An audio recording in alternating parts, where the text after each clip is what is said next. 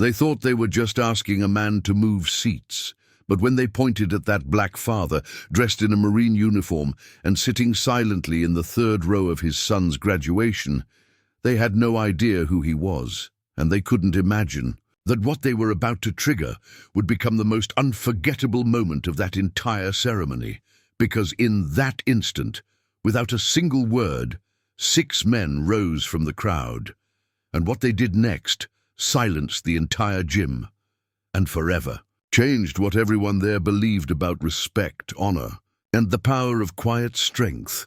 Solomon Drayton was not a man who liked to draw attention, even in full Marine dress blues, with mirror-shined boots and perfect posture.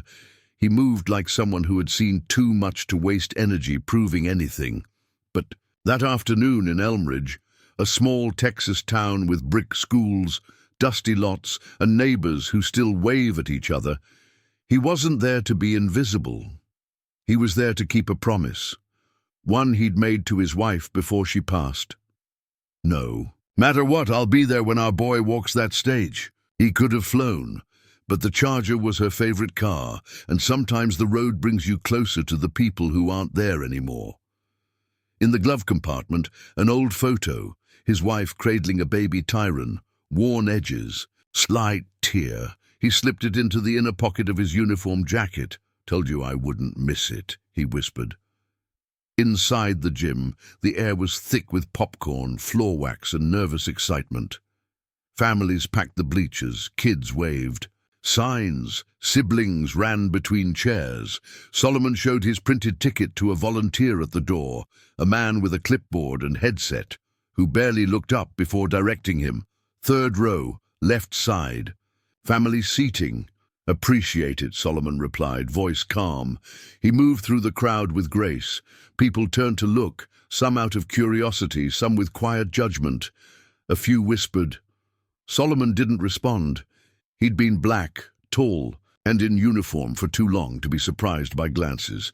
He took his seat, plastic, a little wobbly, adjusted it without complaint, and focused forward.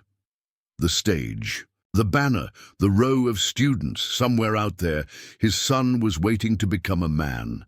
The national anthem played. Everyone stood, hands over hearts. Solomon stood too, hands at his sides. He didn't need to salute. He was the salute. Then the music faded, and 2 men in black polos started walking down the aisle, eyes locked on him. Solomon saw them coming, and still, he didn't move. The 2 security guards didn't wear police uniforms. No badges, no guns, just black polo shirts, tucked into cargo pants, radios clipped to their belts, and the kind of swagger that came not from authority, but from assumption. One was short and broad, with a shaved head and a permanent scowl. The other was taller, lankier, chewing gum like he had somewhere better to be. Their name tags read Harlan Security Services, and their pace said they'd done this before, approached the wrong person in the wrong place, and expected things to go quietly. But Solomon Drayton wasn't the wrong person. He was exactly where he belonged. He watched them approach. Out of the corner of his eye, didn't shift, didn't speak. He just rested his hands lightly on his thighs, back straight, eyes fixed on the stage. The short one leaned in. "Excuse me, sir. We're gonna need you to come with us." Solomon turned his head, slowly. "Is there a problem?" The taller one stepped forward, arms crossed. "This section's reserved for families of graduates." Solomon reached into his jacket, pulled out the printed ticket he'd shown at the door. "Third row. Left side, family seating. Confirmed." The short guard didn't even glance at the paper. "We were told this row is full." Solomon didn't move. "It was full when I sat down too." "Who told you that?" The tall guard blinked, caught off guard by the calm tone. "Look, it's not a big deal. We've got open seats in the back. Let's just avoid drama, all right?" Solomon's gaze narrowed slightly. Not angry, just calculating. "I drove 8 hours to see my son walk that stage. I'm sitting right here." People nearby started noticing. A woman nudged her husband. Someone in the bleachers tilted a phone. "Recording? Maybe." The short guard stood straighter. Sir, I'm going to ask you one more time. Solomon's voice dropped. Lower, firmer. You can ask all day. I'm not moving, the tall one scoffed. Maybe you'd be more comfortable in the back. There it was. It wasn't about seating. It wasn't about policy. It was about tone, about power. Solomon didn't react, because he'd heard that phrase before, in waiting rooms, on front porches, in base cafeterias, always quiet, always cutting. He said nothing, but the air shifted. A woman nearby leaned over, whispered, "Don't let them move you." He nodded once, no words. Didn't want a scene, just wanted to watch his son graduate, like any father would. But the guards weren't backing. "Down," the taller one tried again. "Got a problem? Take it to the office. We're just doing our job." Solomon turned his head slowly. "What's your name, son?" "It's Officer Malley." "Not officer," Solomon replied.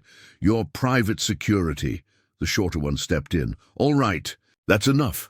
If you don't stand up—" He didn't finish the sentence, because that's when the back doors opened, and 6 men walked in. No uniforms, no badges, just posture. They didn't walk together. They took different seats, acted like strangers. But Solomon didn't have to look. He knew who they were. The guards had no idea. But they were about to find out. The gym didn't go silent. Not yet.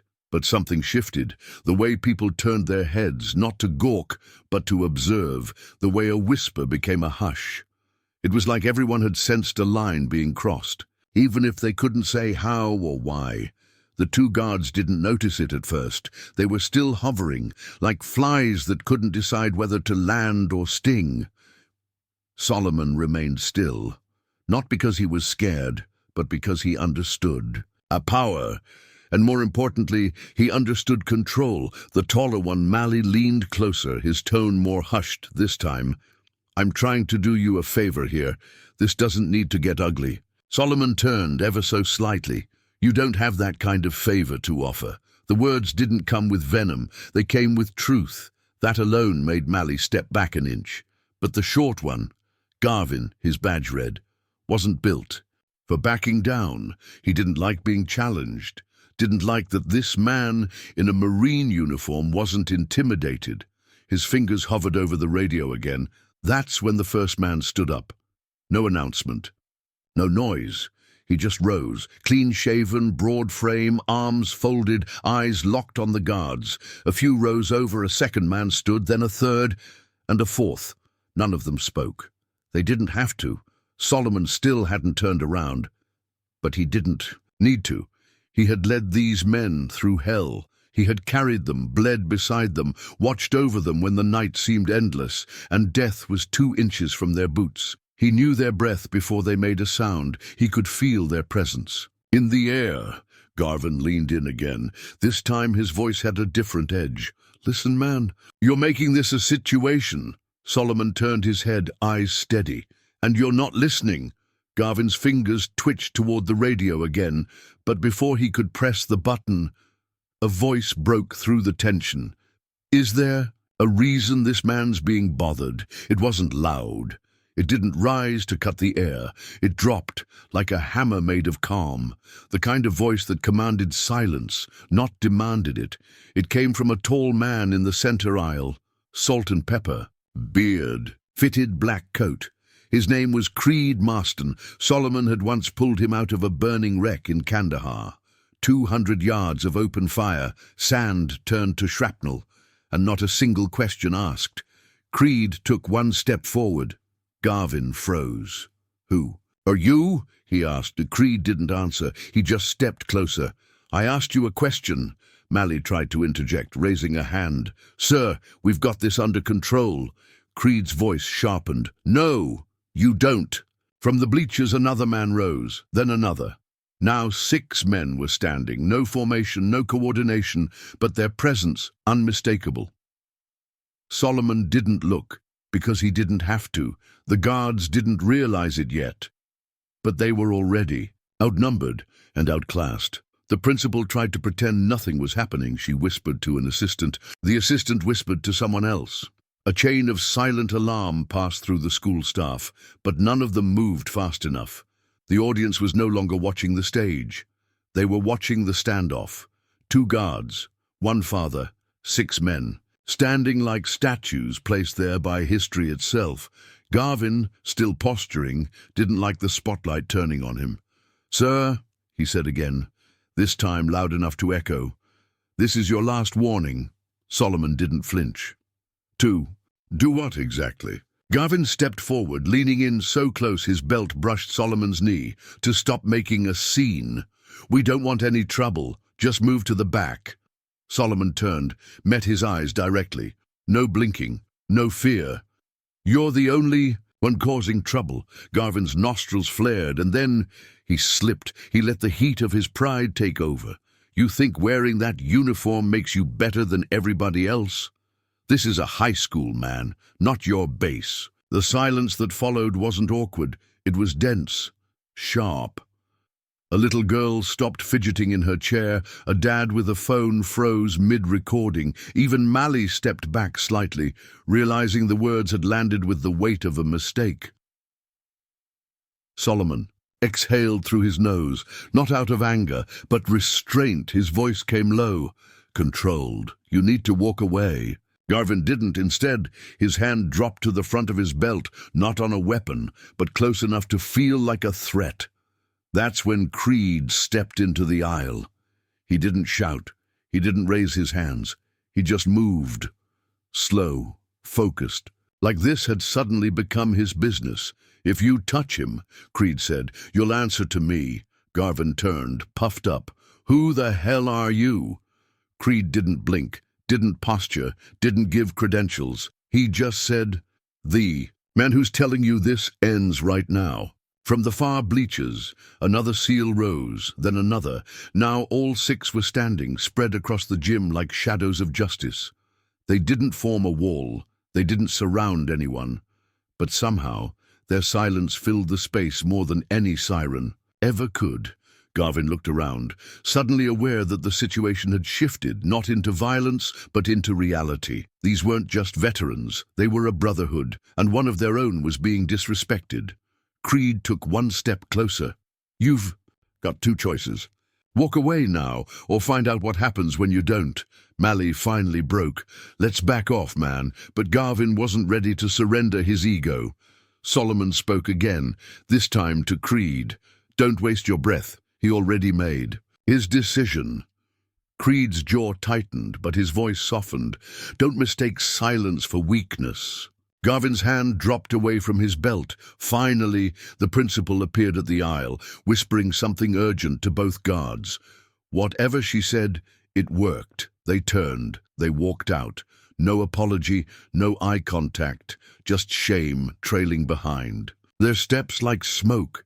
Solomon exhaled. Creed sat back down. The SEALs remained on their feet, and everyone else in that gym finally understood what they had just witnessed. From the lineup of students near the stage, Tyron Dryden had seen it all, every second, every movement. And although he couldn't hear what was said, he didn't need to. He knew the energy, the posture of his father, the way those 2 guards stood too close. At first, he tried to convince himself it was nothing, just a misunderstanding, but deep inside, something tightened. The same feeling he had when he was 12, when a teacher asked him too casually if his father really earned his medals. When he came home that day and cried, and his father didn't yell, didn't scold. He just sat there with that same look Tyron was seeing now. A calmness carved from war and grief and dignity, like steel, shaped over fire. Tyron wasn't nervous anymore. He was angry, but beneath the anger was something stronger, a rising sense of pride. He tried to keep his eyes on the line, tried to listen to the names being called, tried to smile when his classmates whispered jokes or checked their gowns. But all he could see was his father, surrounded by quiet strength, men rising without a word, like angels without wings, like shadows with honor. The girl in front of him, nervous, trying to be cheerful, turned and grinned. "You ready?" Tyron gave the smallest smile. "More than you know." He stepped forward. Another name was called, then another. The line inched closer. He was now 3 people from the stage. On the other side of the gym, Solomon leaned forward ever so slightly. Still. Seated, still, composed. He wasn't clapping for every student, not out of disrespect, but because his entire focus had narrowed to one face, the face that reminded him of his wife. The boy who had grown into a man faster than either of them expected. Pause came from the podium, a subtle one, like the announcer herself could feel the gravity shift. She looked up, looked toward the 3rd row, then spoke, with a little more weight than before. Tyron Dryden. There was a beat, half a second, and then the gym exploded. Not chaos, not random clapping, it was deliberate, coordinated, deep.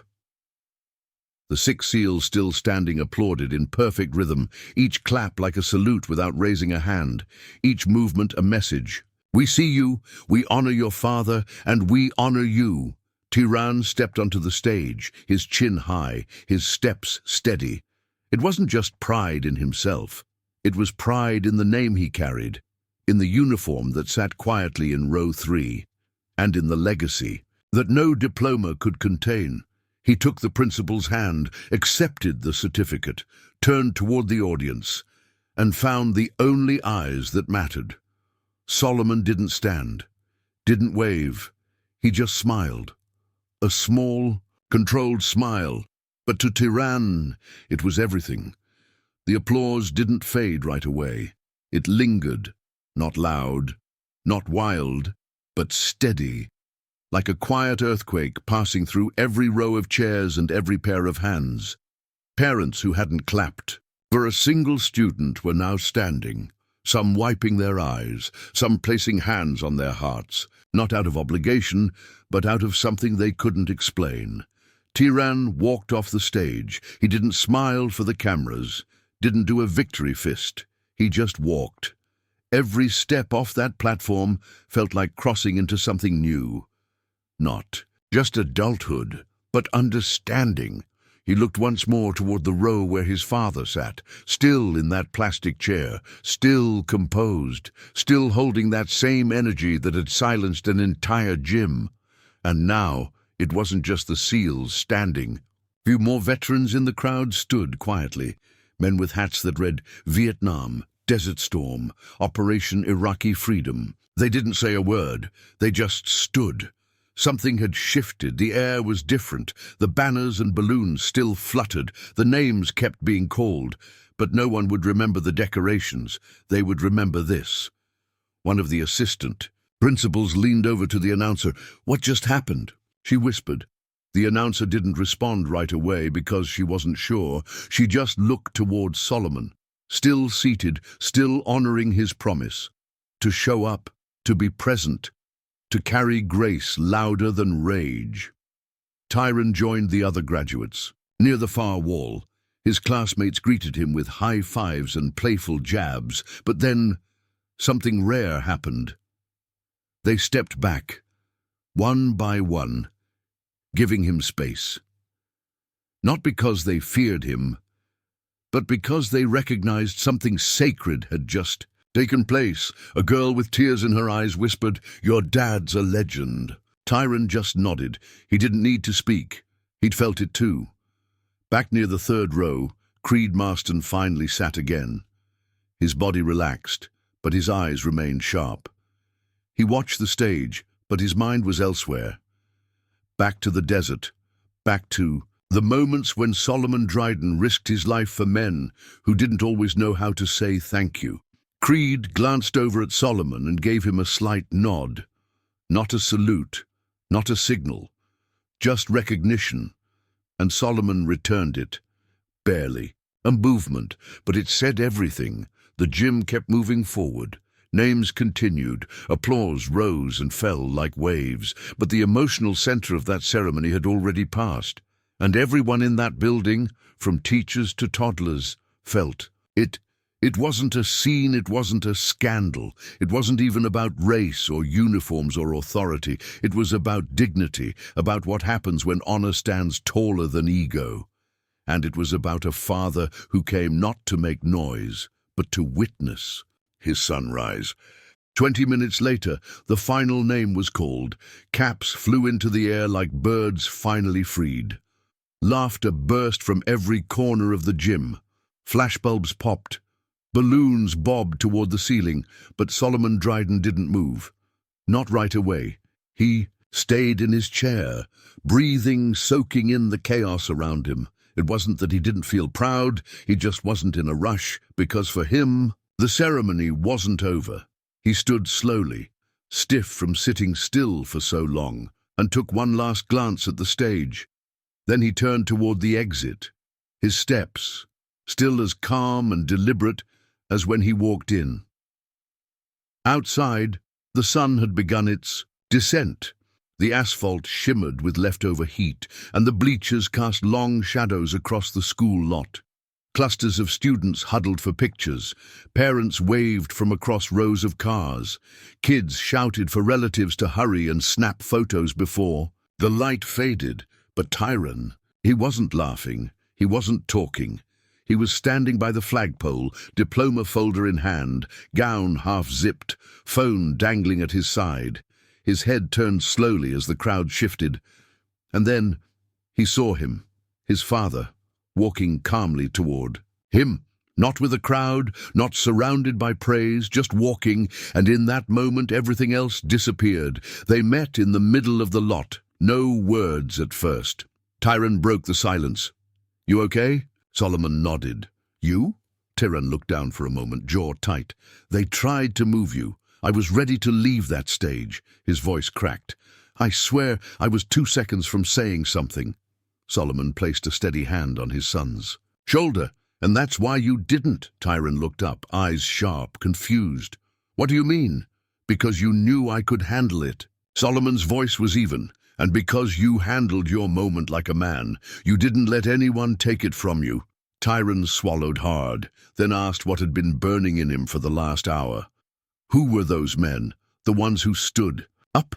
Solomon turned slightly, nodding toward the edge of the crowd. The 6 SEALs, Creed, Meeks, Wells, Soto, Horton divers were still there, spread out, quiet, present, not drawing attention, just watching. "They're men I bled with," Solomon said. "Men who know what loyalty means, men who never forget." Tyron followed his father's gaze, then looked back at him. That was powerful. Solomon nodded once. It was necessary.